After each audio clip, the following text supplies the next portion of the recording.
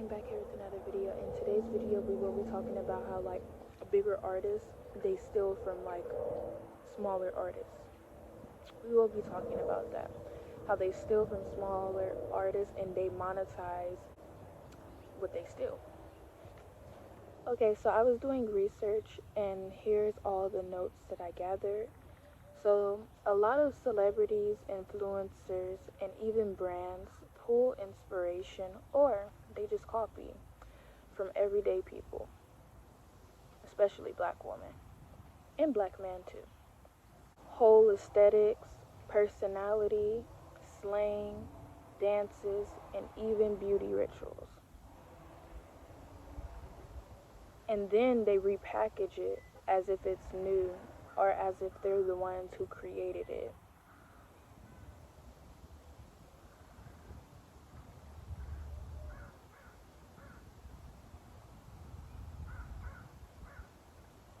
This is why a lot of underground artists now, or need to, watermark their content, file copyright/trademarks early, keep some things private,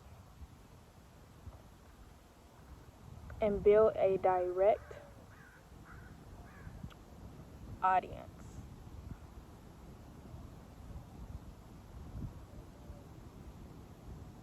Here's how it usually works. Scouts or interns lurk in underground spaces, looking for new slang, outfits, hair colors, cover art styles, or even song samples.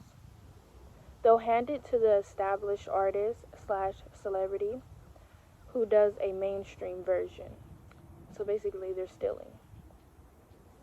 Because the underground artist doesn't have the machine, PR, label money, lawyers, etc., the mainstream artist gets credit, visibility, and profit off of what they stole.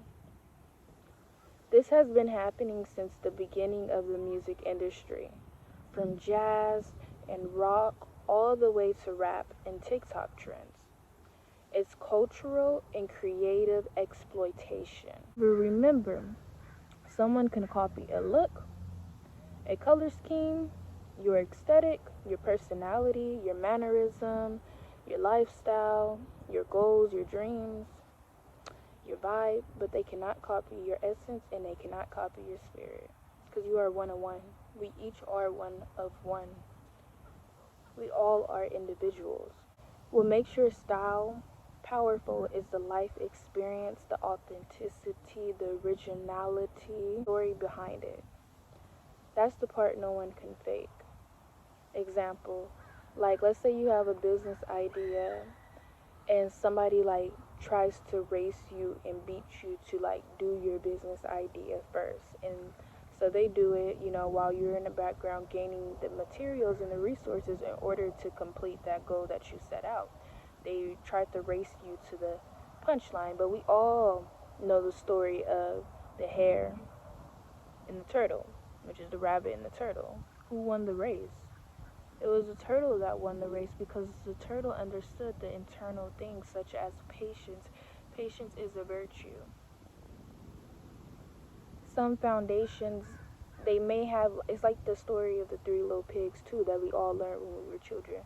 Some foundations, like, they may be built fast, but that doesn't mean the foundation is stable. It doesn't mean the foundation is sturdy. That's why for some people, the blessings take longer to come because it's going to be long term. It's longevity. It's going to last for generations. Some people only have about like 2 generations with their foundation. So that's why you should never envy people and you should never compare yourself to others because comparison is a thief of joy and you really don't know what people's lives look like behind the scenes.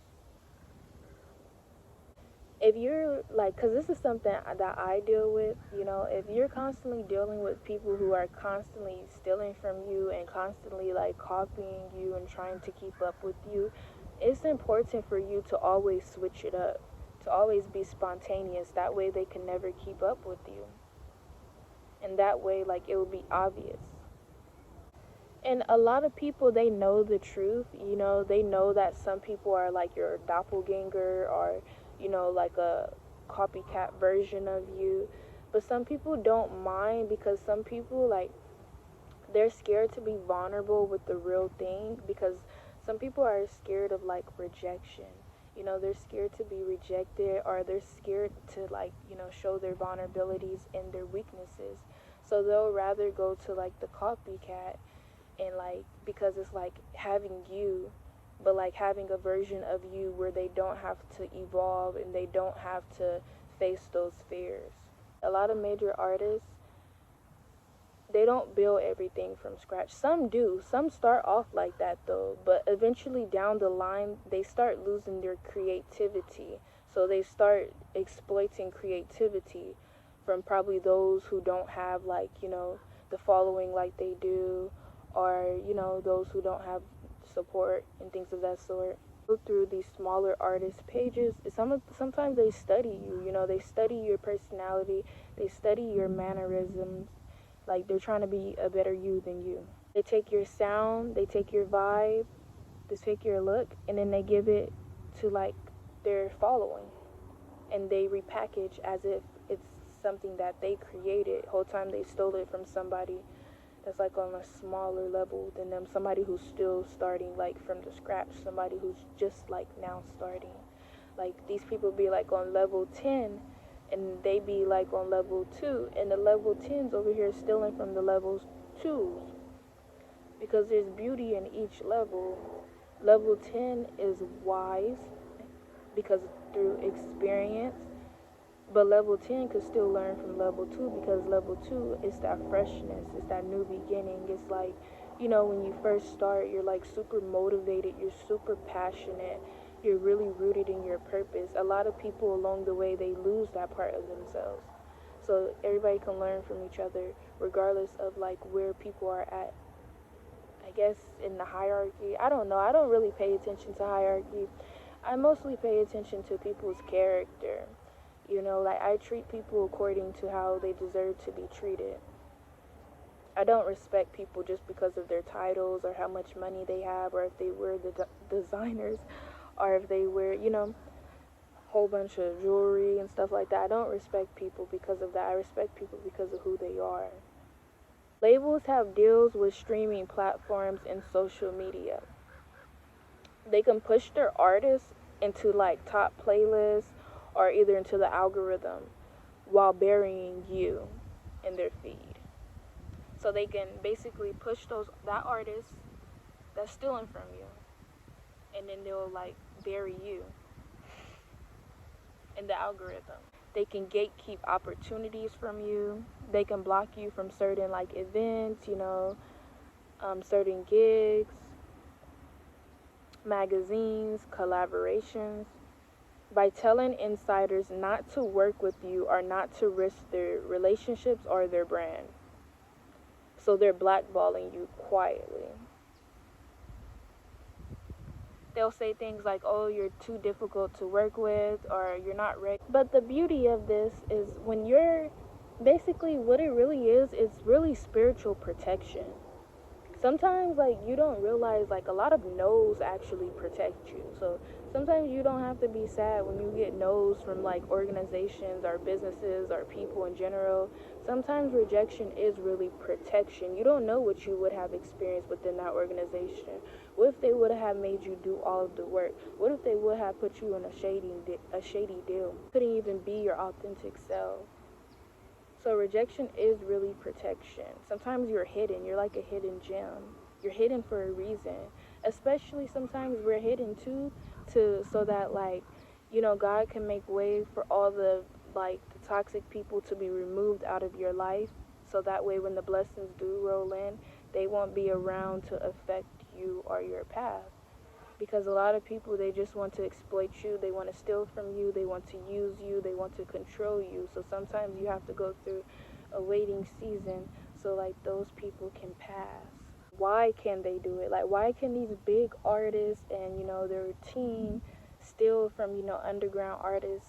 And it's not just the music industry, it's multiple industries that go through this, and just regular life. And It's because they have money.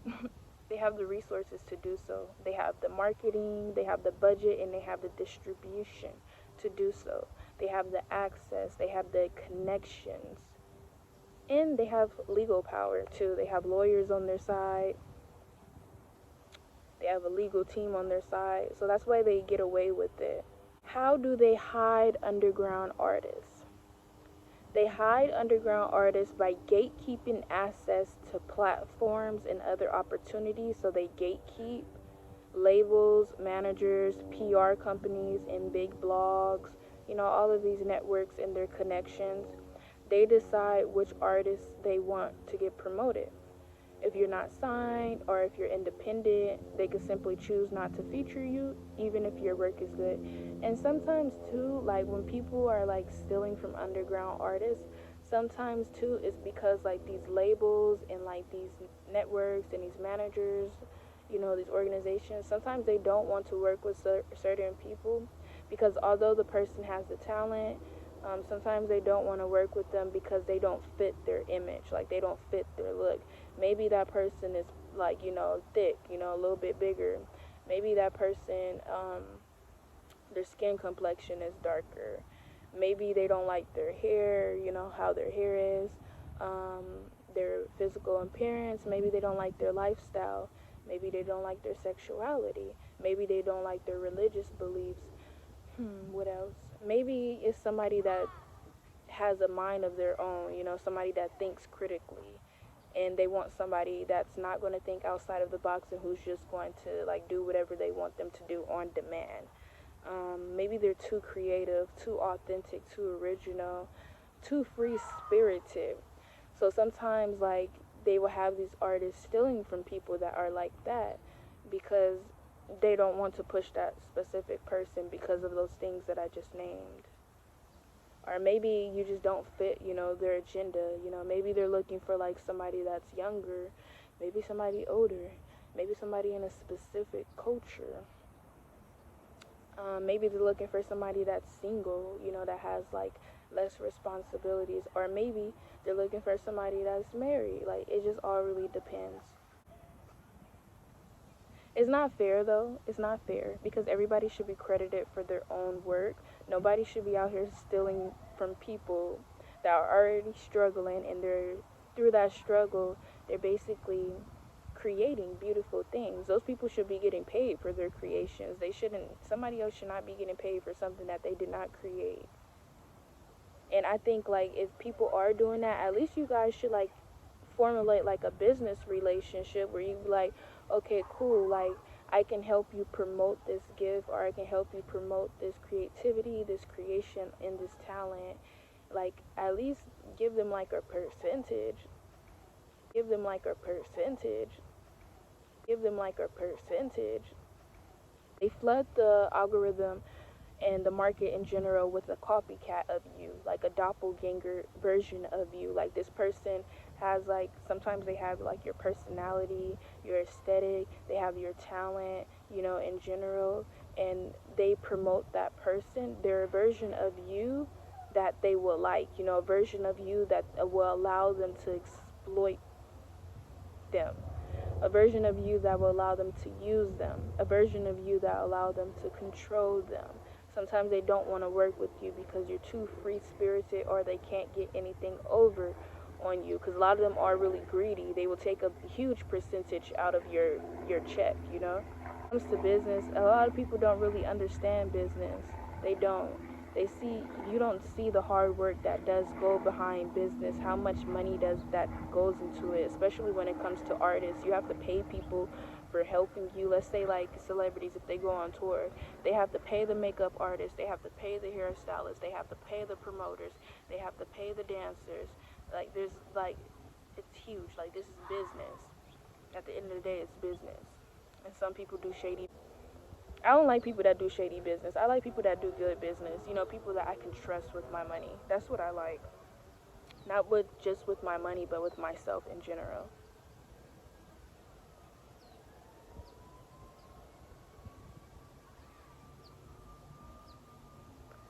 So, yeah, so they flood the algorithm with your copycat. If a celebrity borrows your style, sound, or aesthetic, they can put millions of dollars behind it. That makes it look like they invented it and they buried the original creator. Social platforms quietly control what people see. When big money pushes a certain artist, the algorithm favors them. Meanwhile, small artists get buried. Larger entities can send like cease and desist, even though it be like your own work, or they could try to like claim it as theirs because they know you might not have the money to fight it or the legal backing. What is the goal? Why do they do that? It's usually about control of culture and profit. To profit off fresh ideas without paying the originator. To control who the public associates with the trend so they can market it, tour it, and brand it easily. To keep underground artists from becoming too independent and threatening their system that they have going on. If your ideas are constantly stolen without credit, you don't build your own fan base. Without a fan base, you can monetize your own gift. It keeps you financially unstable, or it can keep you financially, while somebody else gets rich off of your own creation. So yeah, thank you for tuning in. In this video, we were talking about how larger artists steal from smaller artists, and it's not all that do it, but it is a majority of them that do it, and they're not slick, even though they try to be.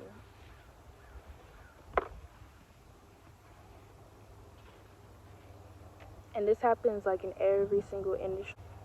Thank you for tuning in. Goodbye.